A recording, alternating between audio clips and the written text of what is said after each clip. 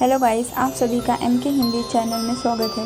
हमारे वीडियो को लाइक कीजिए और अगर आप हमारे चैनल में न्यू हैं तो हमारे चैनल को सब्सक्राइब करके बेल आइकन को प्रेस कर दीजिए ताकि आपको लेटेस्ट अपडेट मिलती रहे। चलिए अब वीडियो स्टार्ट करते हैं। प्रिय छात्रों, आज के 8वीं कक्षा की हिंदी तासिका में आप सभी का स्वागत है। आज हम अगली कविता ज़रा प्यार से बोलना सीख लीजिए ये सीखने जा रहे हैं। इसके कवि हैं रमेश दत्त शर्मा। इसके बाद हम कवि का परिचय देखेंगे।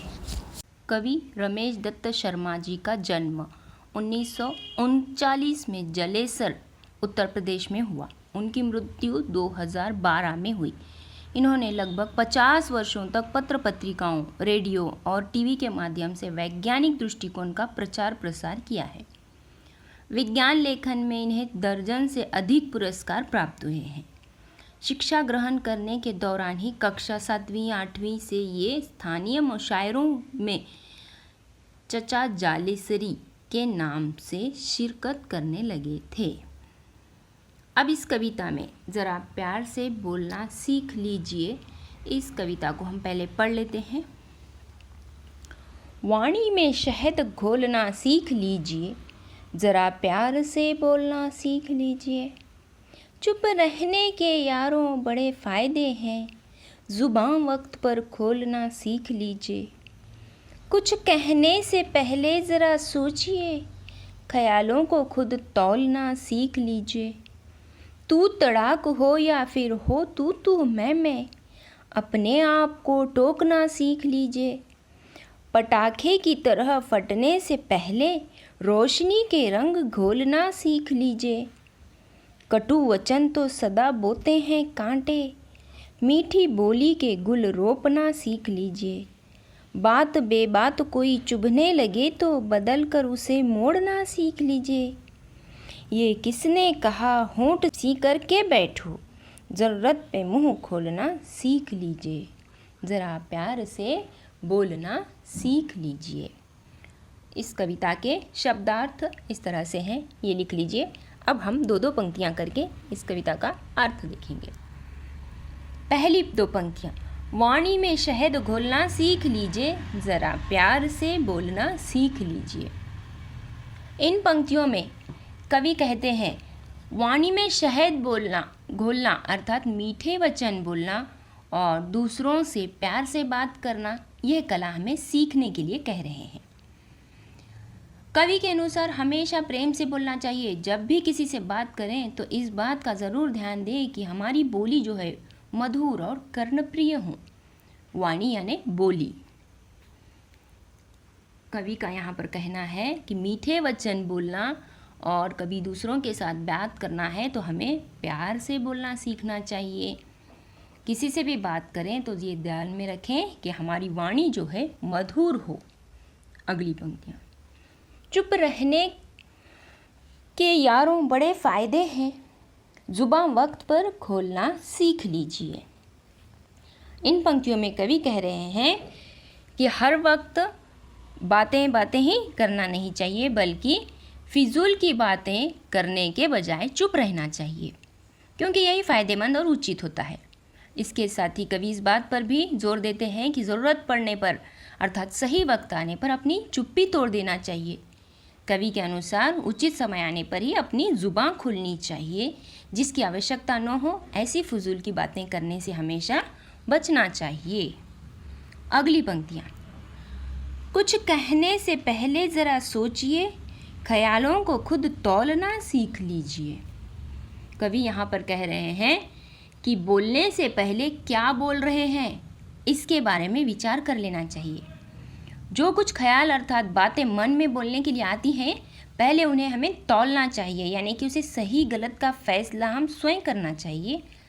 उसके बाद बात बोलनी चाहिए। कवि के अनुसार सोच विचार कर हमेशा ही उचित बातें करनी चाहिए। अगली पंक्तियाँ। तू तड़ाक हो या फिर हो तू मैं, अपने आप को टोकना सीख लीजिए। यहाँ पर कवि कहते हैं कि तू तड़ाक हो अथवा तू मैं, इसका मतलब ये है कि कोई छोटी मोटी कहासुनी हो अथवा मामला गंभीर हो, इन दोनों ही परिस्थितियों में खुद को टोकना अर्थात स्वयं पर नियंत्रण रखना श्रेष्ठ होता है। कवि के अनुसार प्रतिकूल परिस्थितियों में भी हमें अपने आप को आत्मनियंत्रण नहीं खोना चाहिए। अगली पंक्तियाँ। पटाखे की तरह फटने से पहले रोशनी के रंग घोलना सीख लीजिए।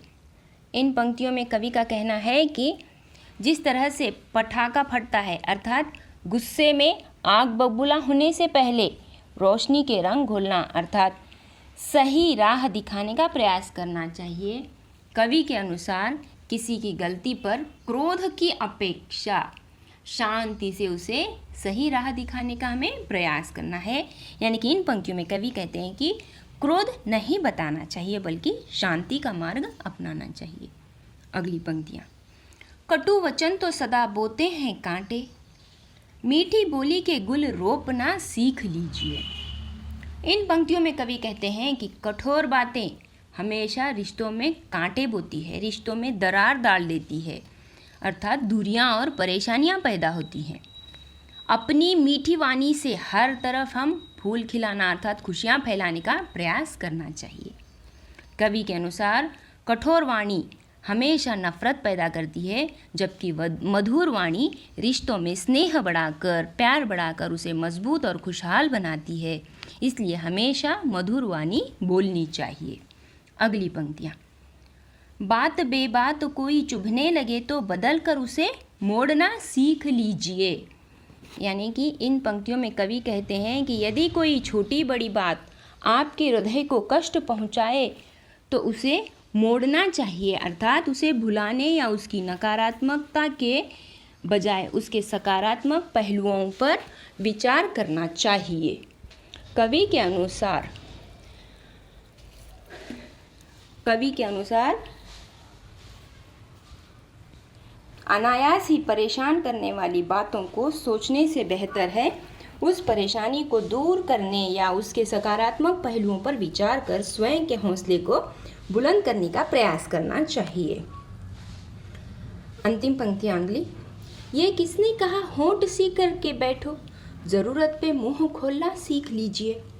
यानी कि अंतिम पंक्तियों में कवि कहते हैं कि यह कोई बात नहीं कहता है कि अपने होंठ सी कर बैठो, अर्थात किसी भी बात पर अपनी प्रतिक्रिया मत दो, बल्कि ज़रूरत के समय अपना मत व्यक्त करो। कवि के अनुसार हमेशा अपनी जुबान पर ताला लगाना गलत है, ये उचित नहीं है और ना ही कोई ऐसी सलाह देना है कि गलत हो।